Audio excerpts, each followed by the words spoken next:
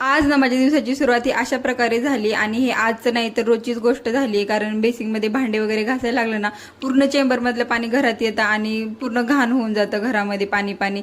याच्यामुळे ना खूपच वैतागलो आम्ही, म्हणून शिफ्टिंग करण्याचा निर्णय घेतलाय. बघू आता काय होते.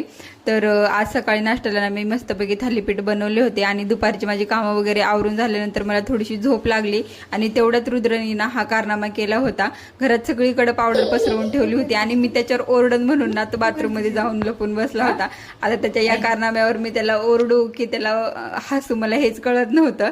असं तर संध्याकाळी आज मी स्वयंपाकाला जरा लवकरच घेतलं होतं, कारण रुद्रला पटकन खाऊ घालून मला लवकर झोपायचं होतं.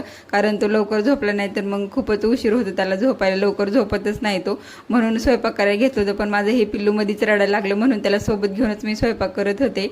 आणि त्याच्या रडण्याच्या नादामध्ये ना माझी भाजी करपून गेली, नशीब थोडीशी राहिली होती. म्हणून मग रुद्राला वगैरे खाऊ पिऊ घालून लवकर झोपवलं. पण आज रुद्र तर लवकर झोपला, पण माझं हे छोटं पिल्लू काही झोपायचं नाव घेत नव्हतं, म्हणून त्याच्यासोबत थोडीशी मस्ती वगैरे केली आणि फायनली 2:30 वाजता मी त्याला आज झोपवले. सो भेटूया पुढच्या व्लॉगमध्ये. Bye bye.